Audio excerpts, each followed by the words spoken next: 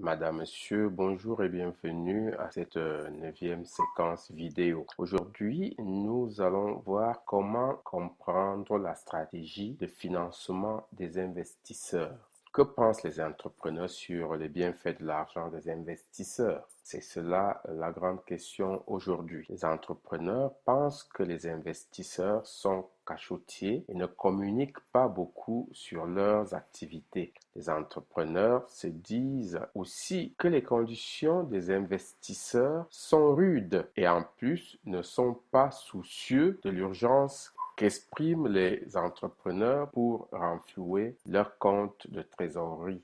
De bons projets disparaissent à cause de ces retards et de ces lenteurs. Et beaucoup d'énigmes qui tournent autour de la recherche des financements. Les experts financiers vous apportent donc une réponse qui ne saurait être du domaine de l'absolu. Vous donnez de l'argent en termes de financement à un risque que chaque investisseur prend pour vous faire confiance. En regardant de près la définition du mot risque, voici ce que le dictionnaire explique. Le risque est une possible perte ou de dommage causé par une situation prévue ou imprévue. Ou encore, c'est une possibilité, c'est une probabilité d'un fait, d'un événement considéré comme un mal ou un dommage. D'où l'expression courir le risque d'un échec. Pour un investisseur, le fait de vous donner de l'argent, quelles que soient les garanties que vous apportez, ce fait de s'engager dans une action qui pourrait apporter un avantage, mais qui comporte d'éventualités d'un danger. L'on dit que les investisseurs ont le goût du risque.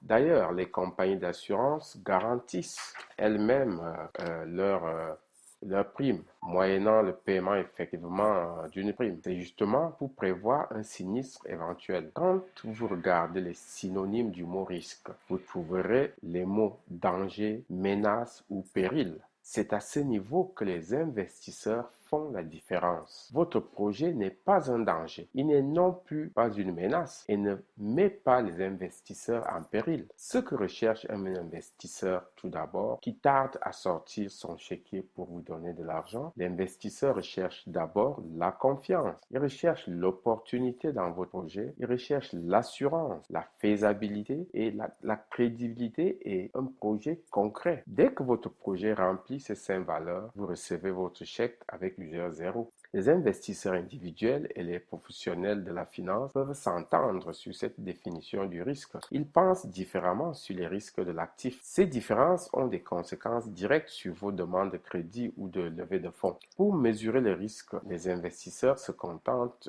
sur la volatilité et la corrélation avec les actifs ou le rendement d'un actif. Qu'est-ce qu'un actif? Il faut d'abord savoir ce que ça veut dire un actif. Un actif est ce que possède l'entreprise, tout simplement. L'emploi des ressources de l'entreprise. L'actif est un élément identifiable ayant une valeur économique positive, c'est-à-dire qui peut générer une ressource. L'investisseur attend de cet actif un avantage économique futur.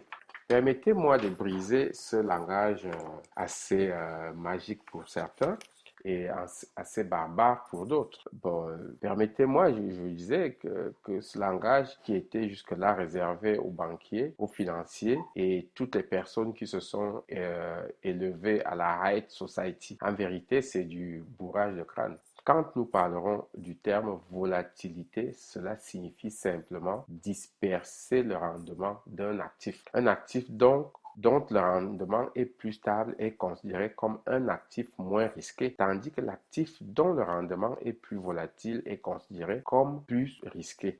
Grâce à la diversification du portefeuille, les investisseurs réduisent la volatilité ou le risque des actifs. Je vous explique tous ces termes pour que cela ne dévie nullement votre engagement à lever des fonds. Quand vous rencontrez un investisseur, ce langage fait peur parce que vous ne voulez pas être vu comme quelqu'un qui ne sait rien ou quelqu'un qui ne sait rien de la haute finance. Je vous donne un petit conseil. Vous venez rencontrer un investisseur pour son argent. L'investisseur aussi accepte de vous rencontrer pour la valeur de votre projet, pour sa valeur ajoutée. Il sait qu'avec votre projet, il peut multiplier ses bénéfices. C'est donc une relation donnant-donnant ou gagnant-gagnant. Vous ne venez pas rencontrer un investisseur pour demander l'aumône. Ayez confiance en vous-même et en votre projet. L'investisseur mesure le risque de perte de son argent en euros ou en dollars et non en pourcentage. Chaque dollar ou chaque euro doit lui rapporter minimum 5 fois ou 10 fois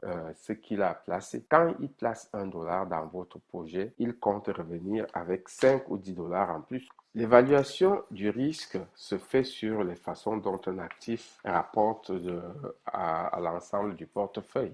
La théorie de la finance moderne commence généralement avec l'hypothèse que les préférences de risque des investisseurs sont relativement stables.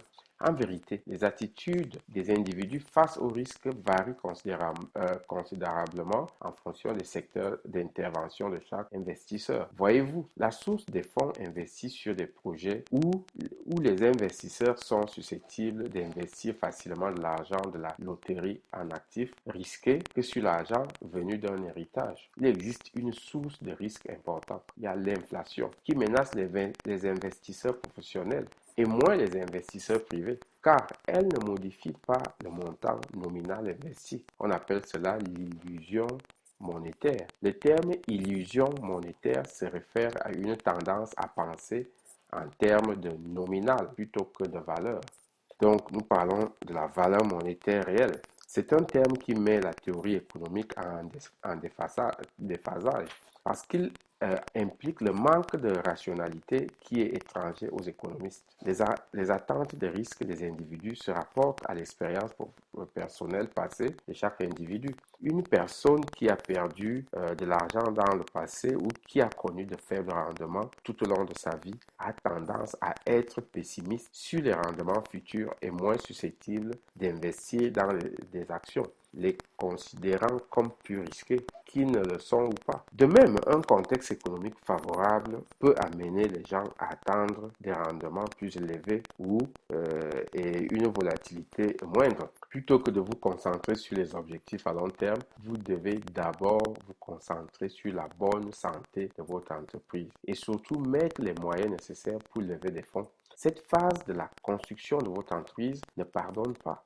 Les grands projets sont jusqu'ici restés petits parce que les porteurs de ces projets ont pensé et continuent à penser petit. L'argent vient aux gens qui ont une considération de l'argent. Comment pouvez-vous faire bonne route avec l'argent si vous condamnez l'argent? Vous devez comprendre la stratégie des hedge funds. Par définition, les hedge funds sont des véhicules pour faire de l'argent. Les méthodes utilisées pour investir dans vos projets varient considérablement d'un fonds à un autre. C'est pourquoi le cabinet d'experts financiers tient votre main pour vous conduire dans cette aventure hautement séduisante et rémunératrice. Savez-vous que les hedge funds se tiennent et mettent souvent de l'argent ensemble, beaucoup d'argent sur un même projet? Ils font des investissements collectifs et se partagent aussi le risque. Le temps que les investisseurs se mettent d'accord pour financer votre projet, vous avez l'impression que les choses n'avancent pas. Cette stratégie est connue. L'investisseur entre dans une association que nous appelons vulgairement des fonds. Les investisseurs augmentent le potentiel de rendement tout en diminuant le risque en le répartissant sur plusieurs placements. Alors, si vous cherchez à lever des fonds et surtout des grosses sommes en un temps record, le passage par un cabinet d'experts financiers est la solution recherchée par tous. C'est la solution élégante et appropriée. Envoyez donc dès maintenant le résumé de votre projet en 2 pages. Vous avez les coordonnées dans le site. Nous allons faire le reste. Merci de votre écoute. Au revoir et à la prochaine vidéo.